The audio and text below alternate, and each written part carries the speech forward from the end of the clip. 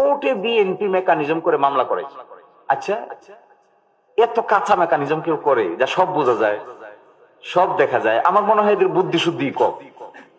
এত যে কম বুদ্ধি এটা আমি আগে ভাবি না। আমি ভাবতাম খুব সফিস্টিকেটেড ইন্টেলেকচুয়াল পিপল, যাদের capacity is very high, intellectually খুবই সেন্সিবল, এরকম মনে হইতো আমার কাছে।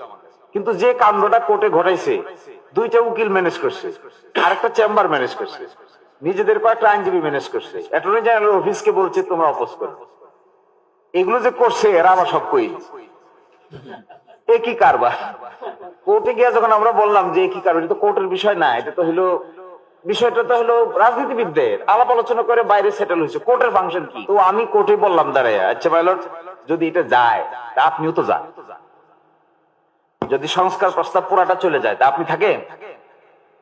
কারণ যে অর্ডিন্যান্সের আলোকে আপনি অ্যাপয়েন্টেড হয়েছেন, এই অর্ডিন্যান্স তো এই সরকার আসার পরে, অভ্যুত্থানের পরে 133টা অর্ডিন্যান্সের একটা অর্ডিন্যান্স হলো বিচার বিভাগের অ্যাপয়েন্টমেন্টের জন্য একটা কমিশন গঠন করে নিয়োগ। ওই কমিশনের অধীনে আপনিও নিয়োগপ্রাপ্ত, আপনি এটার বিরুদ্ধে রুল দিচ্ছেন, তা আপনি থাকবেন কই?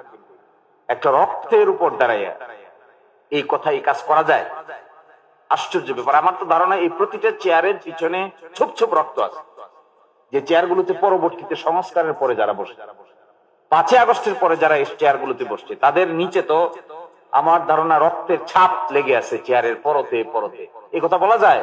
বলে এটা বলে সঙ্গে প্রেসিডেন্ট আদেশ দিতে পারে না। তো কোর্টকে আমি সেদিনই বলেছিলাম আমাদের কথা শোনার কথা না, কিন্তু তারপরে এক্সট্রা অর্ডিনারি শুনেছে, সিনিয়র অ্যাডভোকেট অ্যাভয়েড করতে পারে না।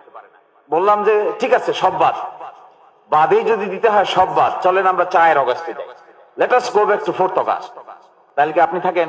বলছে না আমি থাকি না। তাহলে ওই দিন বসে আদেশ দেন, একটা টাইম মেশিনে আবিষ্কার করে আমরা 4th অগস্টে যাই, আর এর মাঝখানে যা হয়েছে সব একেবারে রিসেট। তখন আর কথাবার্তার, অর্থাৎ আমার ধারণা একটা রাজনৈতিক সংকটকে কোর্টের বারান্দার ভিতরে টেকনিক্যাল ওকালতির কায়দায় মোকাবেলা করার যে তরিকা, এটা যে ভুল, এটা তো কয়েকবার প্রমাণিত। এটা কেয়ারটেকার সরকার বাধ্য হয়ে প্রমাণিত হয়েছে, দেশে আগুন জ্বলছে। 5th অ্যামেন্ডমেন্ট, জিয়া রহমান সাহেবের করা 5th অ্যামেন্ডমেন্ট বাংলাদেশের সুপ্রিম কোর্ট ব্রাশ সাইড করে, কিচ্ছু নাই।